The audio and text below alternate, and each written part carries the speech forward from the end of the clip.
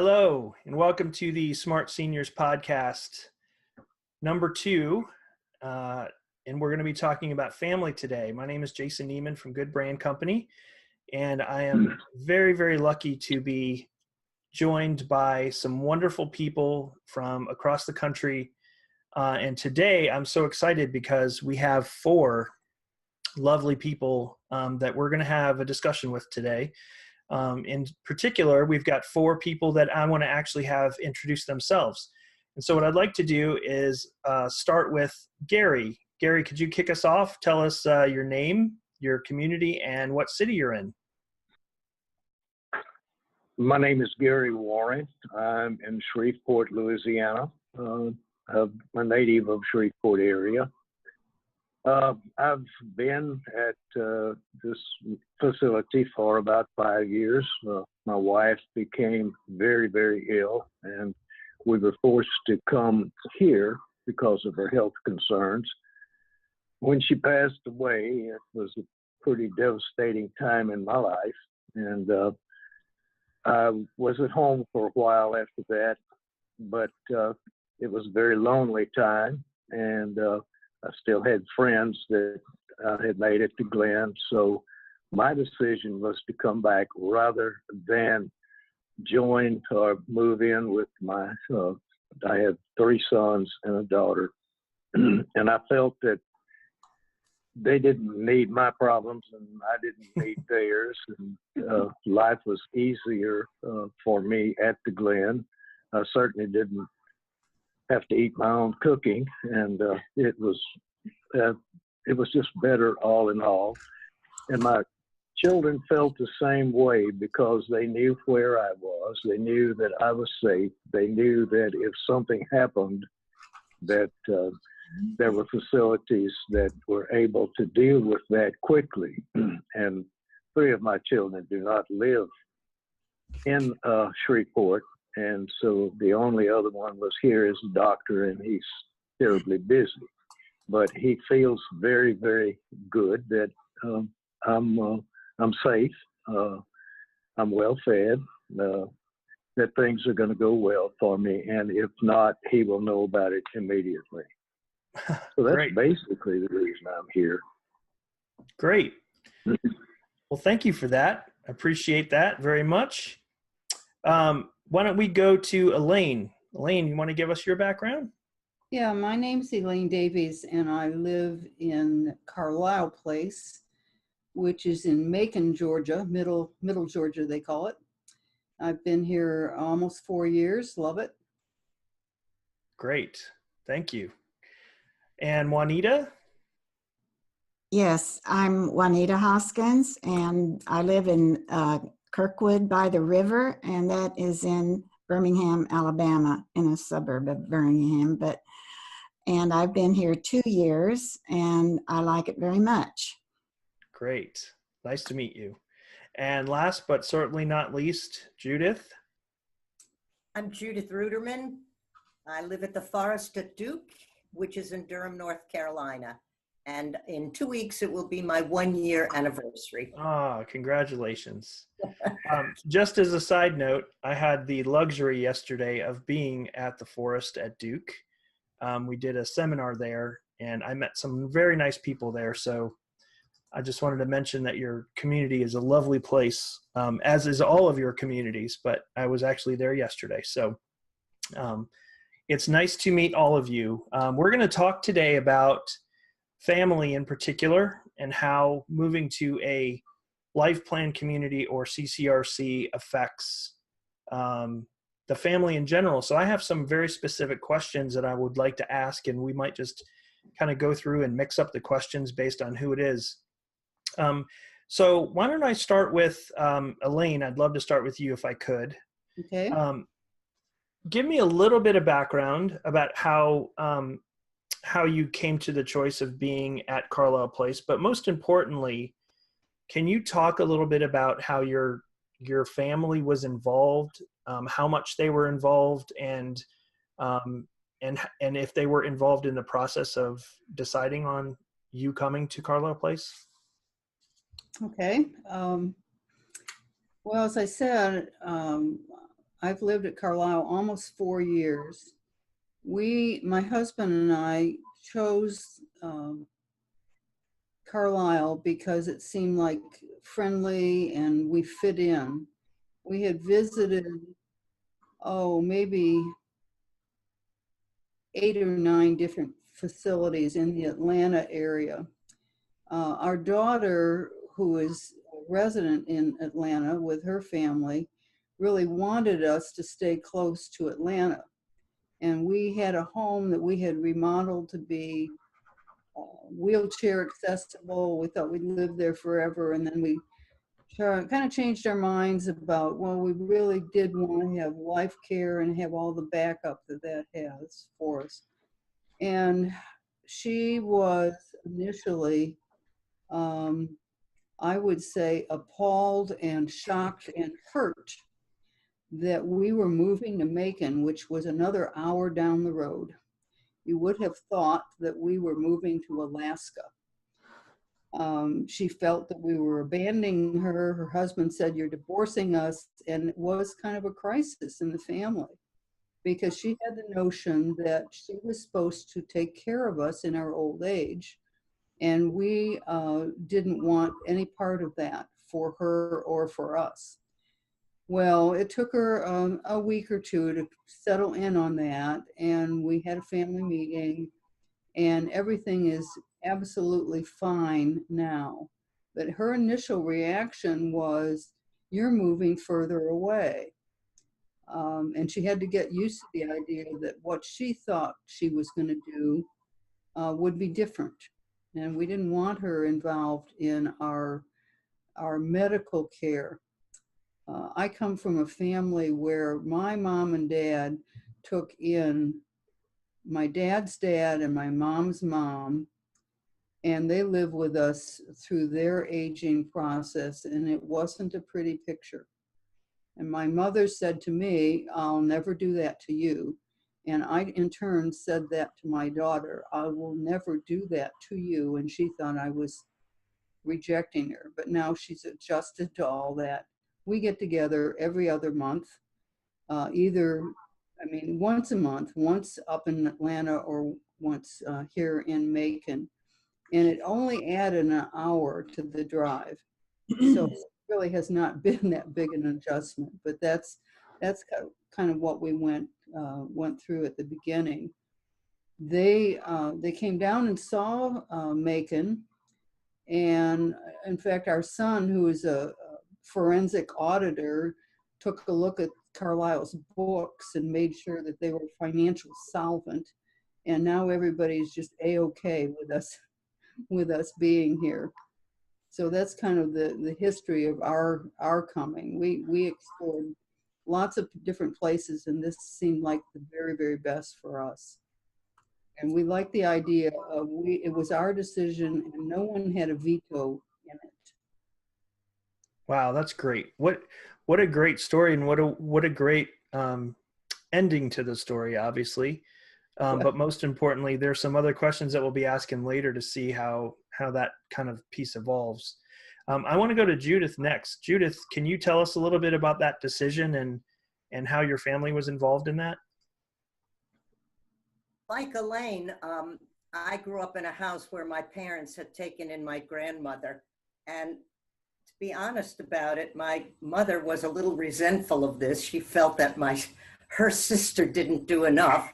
She lived in another state. And I guess from early times, I loved living with my grandmother, but I never wanted to do that to my children, just as Elaine said. So I always knew that eventually I would move to a CCRC, but when you're young, you don't think about those things. I had a husband who died very young. And so I've been single for a long time. And I also lived in a house that was 50 years old, and it wasn't getting any younger, and I wasn't getting any younger. I always knew I wanted to move to the forest at Duke because it's, quote, in my neighborhood. It's only 2 miles up the road from where I lived for 46 years in that house. And it's near places that I frequent, like the Jewish Community Center, like my synagogue, like Duke University. So I always knew I wanted to live in the forest at Duke eventually. I never consulted with my children about that. They used to say, well, you know, when you get old, you'll move in with us.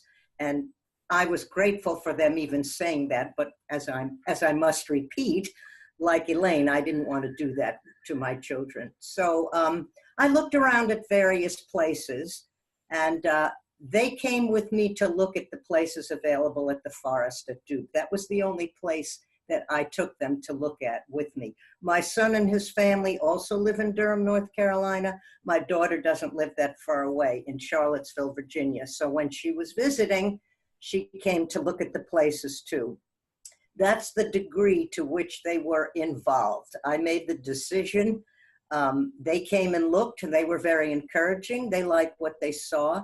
And I actually moved here a little earlier than I had intended, because a cottage came up that I just could not resist. Now, how have they reacted to all of this? They love my place. I don't know whether it relieves them of a worry about me or whether it doesn't. I just know that they love how happy I am here, how free I am here from house issues and other kinds of issues, and how comfortable I am here. So they visit quite regularly, especially the children in town, but even my daughter. And every time my daughter and her family come from Charlottesville, Virginia, they say how wonderful it is here. So that's the degree to which my children have been involved and haven't been involved.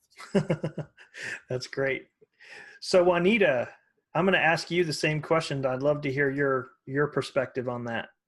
Okay, well, I decided that after living alone for about 40 years, my husband passed away young also, and I was getting at the point where I thought I needed also facing surgery on my knee, but also feeling like my garden home was, even that was getting a little bit too much to handle for myself and my son, that I'd have to call every once in a while. And it was a new garden home, but I'd lived there 20 years. So I sort of looked around and looked at a couple of places, and then I thought, well, I'm not ready for this yet. But then in about 2 to 3 years later, I decided, when I was facing that surgery, maybe I should look at this more seriously. And I looked at one that I thought would be pretty nice, that somebody recommended highly to me. And then I came to Kirkwood. I'd been out here to visit people before, but I'd not ever seen any of the apartments. So I came and looked at the apartments, and my daughter was with me, and my daughter-in-law, and we thought it was a very friendly place, and the apartments are very large. And I had one that looked out, it's on the 5th floor, that I finally decided on. At that time, I didn't still think I was definitely moving here, but anyway, it was very nice, and it looks out. You can see the Cahaba River, and I have all these trees in the backyard, and so it's really like taking me back almost to when we used to go visit down to the Lake of the Ozarks, down in, because it's wooded and the river running back through the property. And so I have a deck, and that I can sit out and just enjoy that. But I decided on my own to come here. No one said, I think you better move or anything. My daughter spent the night that we looked at this place, and she'd never seen it, and she was pleasantly surprised. And so the next morning she asked if I'd made a decision. I said yes. And I asked her which one she thought, and she picked Kirkwood, the one that I decided on. So we both came to that conclusion, and I decided. Nobody said, I think it's time for you to go or anything like that. And I've been happy, and now it's been 2 years, and everybody's very nice here, friendly. And I have a son in Michigan with his family, and they were very excited that I did this on my own, because a lot of people have to be encouraged to do something like this. And and my children love the place and love to visit also. So it's just been a good decision as far as I'm concerned. That's fantastic. And that's, it's so funny. I meet so many people at the different communities that I go to, and it's amazing for the people that make the decision early on, how it does impact the family that way. And you hardly ever hear anybody say, oh gosh, well, to Elaine's point, my kids are very upset that I've moved here after the fact. So Gary, I'm gonna go to you. I'd love to ask you a different question. And you alluded to it in your introduction, but do you feel like you've lifted a weight off of your children a little bit by making the decision to move? Absolutely. I think that if I had not come here, they would be very concerned about my being alone at home. And I believe that this decision was the right one. And do you feel like in conversations with your children that they verbalize that as well? Do they say that? Usually not in so many words, but I know that they are concerned about my well-being, my health. They're concerned about, what I do. I'm still independent, and I am able to drive a little, and I go to church, and I go to the grocery store, and I do some different things for the community. So I feel that they are concerned about my well-being, and that they know that I'm well taken care of. So I think it's a weight off their shoulders that I'm not with one of their siblings, and that they would worry about me in any way. Right. And Judith, how does that ring true for you as well? My children don't ever say that they're relieved or, the worries are gone. I have a very active life still. I'm old enough to be in a CCRC, but I'm on the young side of being in a CCRC. And I have a very big active life off this campus because I've lived in Durham since 1968, and I'm involved with a lot of activities. So I have a lot of energy, and I'm very mobile. So I don't think they quite think of me yet as somebody that they need to be concerned about or happy about that I'm being taken care of. Of course, this is a surmise on my part. Maybe every day they say, well, I'm glad the old bag is being taken care of. But right now, I think they think of me as somebody very capable, energetic, and even to a certain degree, athletic. So I really can't answer that question. I don't know. Well, you're certainly not an old bag in my eyes. I don't know about anybody else, but I knew you're a lovely lady. Elaine, I'm going to go to you and ask you this question. What's been the most surprising or best thing about moving as it pertains to the family? What do you think is the thing that, if you had to sit down and I asked this to your family, what would they say? Or what would you say? Well, I think they're maybe not surprised, but they're definitely relieved that I have made lots of friends. Because where we were living, a lot of my friends were either dying off or moving away. And so I didn't have enough of a social life. I have been a nurse and a social worker my whole career. So I need people. I need to be around people. I need to be helpful. And I didn't have, even though I had a supportive church community, I didn't have a neighborhood community. And moving in, especially my daughter appreciates the fact that I have community now and that I've made friends that will be lifelong friends.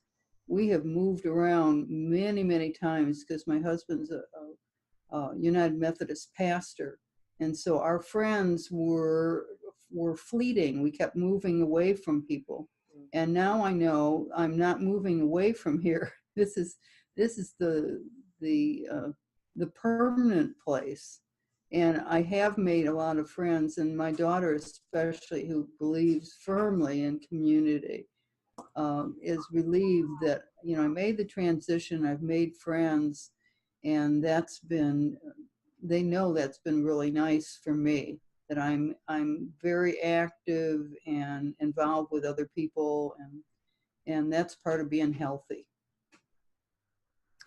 And Juanita, do you feel the same way about that?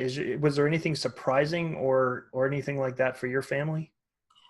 They might have been a little surprised at how active I became immediately. It seemed like it was just easy to make friends, but I guess I'm one that I don't meet a stranger and try not to. And I just felt like where I was living in Liberty Park, which was a new community, and in the garden home that when I first moved there were a lot of people there. The neighborhood was very active, and soon it became where people were leaving and changing or moving away, and same thing.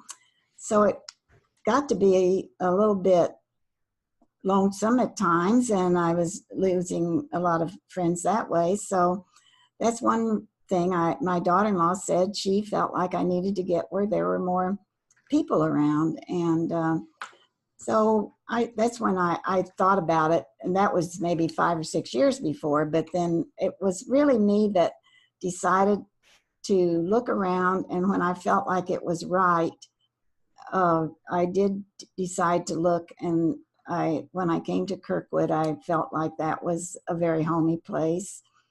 And they have a lot of activities. I mean, you can't do them all. They go somewhere or have somebody in for entertainment, and we have various things, various activities. And entertainment comes to us, or we go out, and we can go out to dinner with them at times, or it's just, or you can just come up to your apartment and shut the door and relax and be alone and read. So that I like. And my children were happy. They would call, like my family that lives in Michigan, and they said, "You're sure hard to catch at home." And that's kind of the way they feel. And so I'm still active, and I do drive some around town, but with the bus here, you can go with the group, or if you want to go out and drive on your own, you can also do that. So that's been very good. So they've been very happy that I'm happy. And so it's worked out well for everyone. I think it's a great line. They've been very happy, so I'm happy. Isn't that nice to think that you've been able to give that gift to your kids? I'm going to switch gears just a little bit to talk about a serious topic, which is, the idea of healthcare long term. And one of the things that we find on a regular basis is that the adult children in our lives, they don't truly understand what long-term healthcare means at a community like yours. And I'm curious and interested to see if maybe your kids had any interest or questions about healthcare. And if they haven't, do you think that that's a conversation that would be a good one to have with your adult children? So maybe I'll start with Gary for this one. See if you can give me a quick response on that.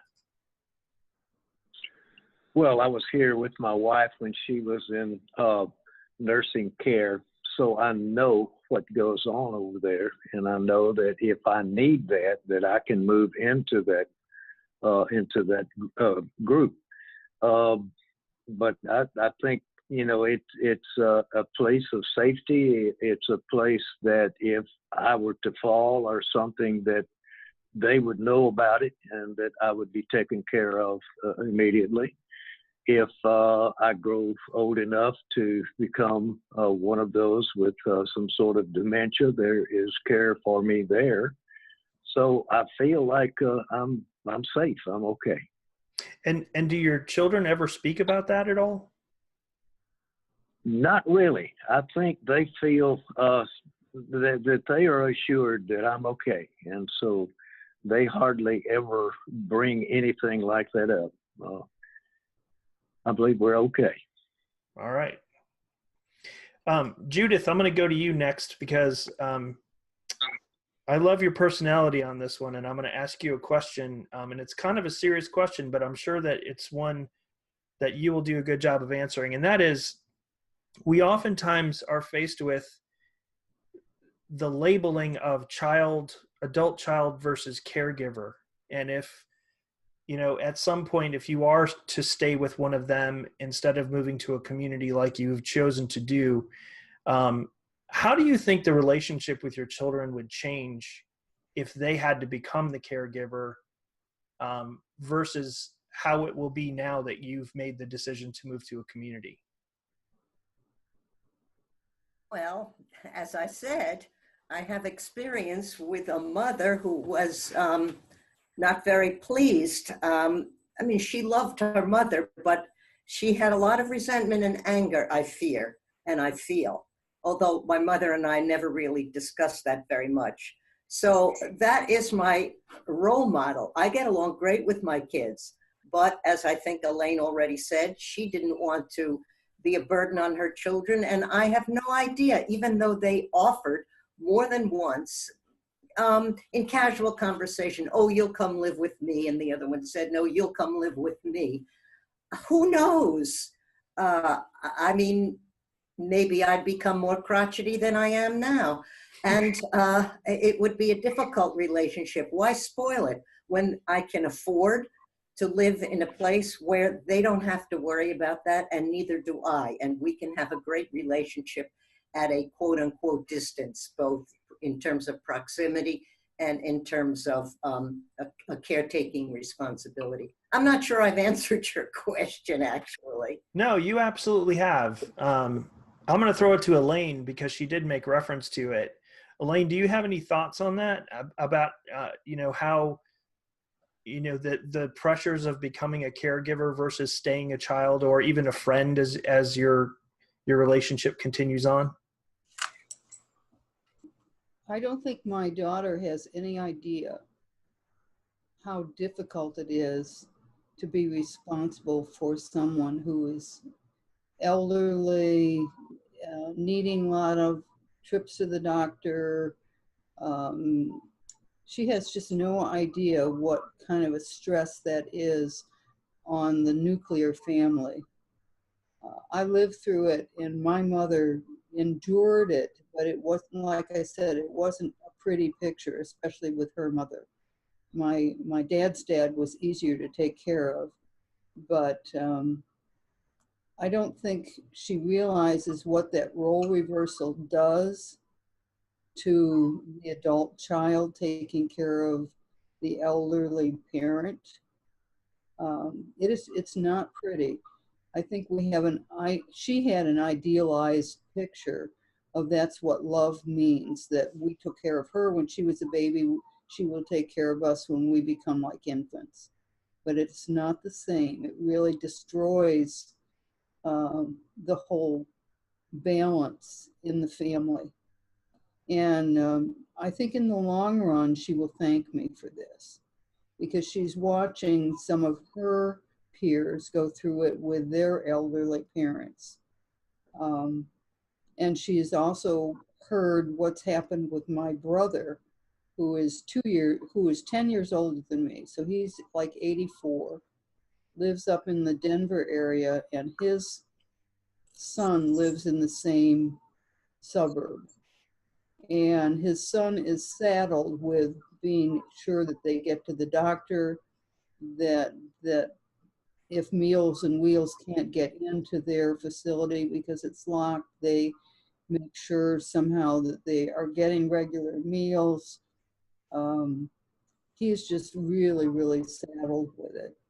And hearing the dilemma that he's in and how difficult it is for him, I think maybe that opened her eyes, because what I had them on speakerphone when I was talking to them over Easter about how difficult it was to take care of his dad. And it's just not the ideal way to do things. If you can afford some other way of handling this. That's a great point. Thank you for that insight. That's great.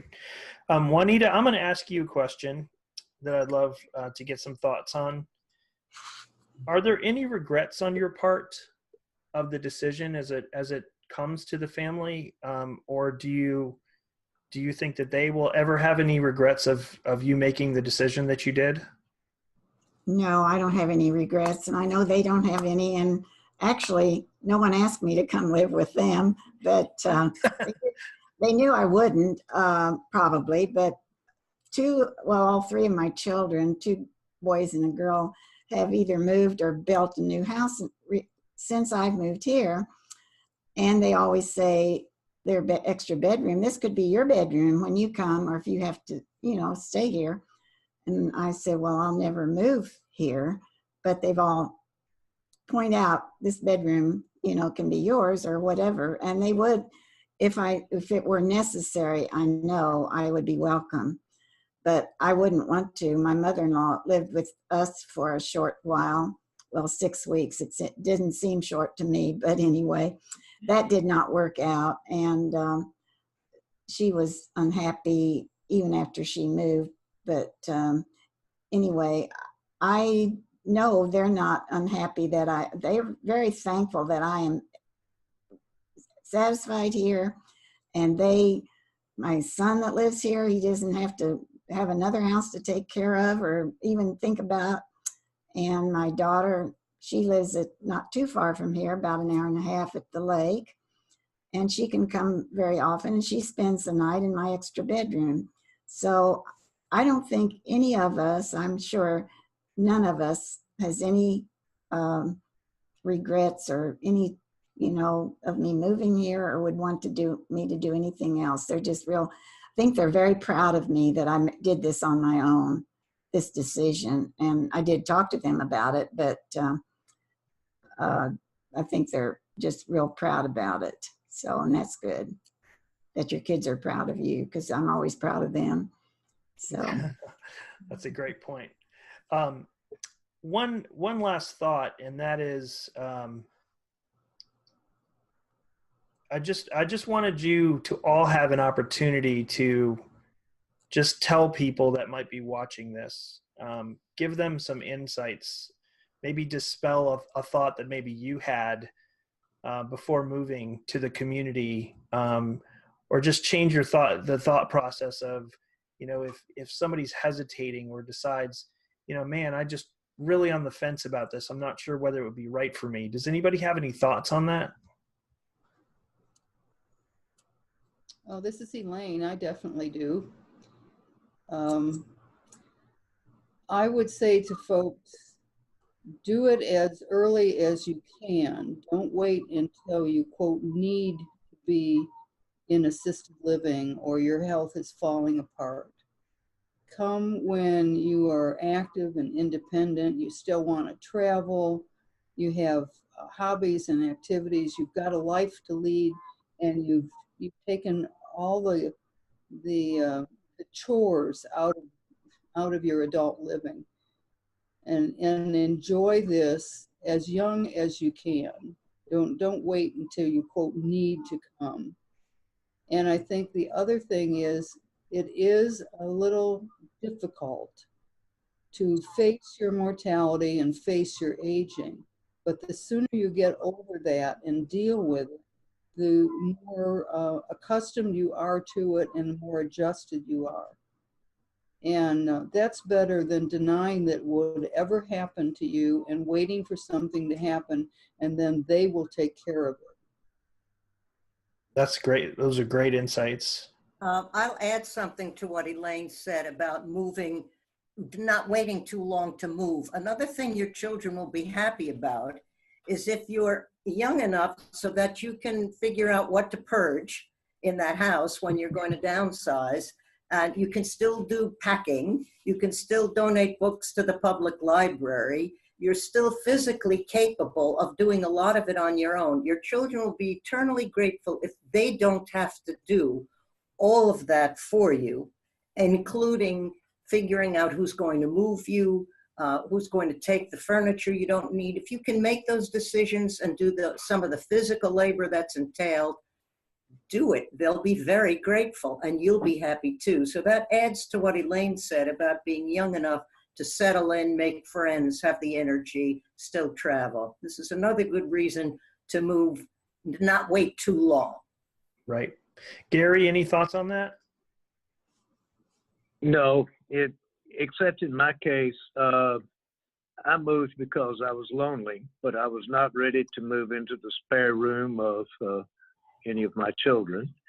And I watched the neighbors go to work and the grass grow and the pool turn green. And I just needed to be around people after having been an educator for well over 30 years and in the service and so forth. I'd always been with people, and being alone with a cat that really didn't like me very well was not really what I wanted to do. And I had friends at the Glen where I am a resident, and so it was easy decision for me to move back. Great. Okay, so first and foremost, I would love to thank you all for joining us today, taking time out of your obviously busy schedules that you've shared with us. It means a lot to me in being in this industry and helping communicate the benefits of a senior living community. It's very heartwarming for me to actually talk to people that see the benefit of it, want to share their thoughts with other people. And again, the fact that you're taking your time out of your life to do something like this, we really appreciate that. And we mostly appreciate the fact that you're being spokespeople for a population of people that don't really get to talk about the aging process as much as they really should. We don't get a lot of communication from seniors that have gone through this thought process and can help other seniors make good decisions. So that's really the reason why we put this podcast together, and we want to share it with everybody. It's not a specific to one community. We really wanted to bring a larger senior living community together to create this podcast and share it. So I wanted to thank you all for your time. We'll be posting this up on the YouTube channel, and then I'll be also distributing it to all of your marketing teams who can also use the video on your Facebook pages and your websites and all those great things. And you guys are going to become stars, and you'll have people whispering in the hallways as you walk by going, "Oh, I saw her on that show," which will be great. But we look forward to maybe in the future having you back.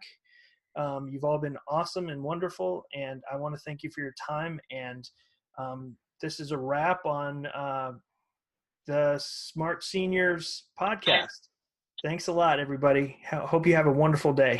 And thank you very much. You. Bye.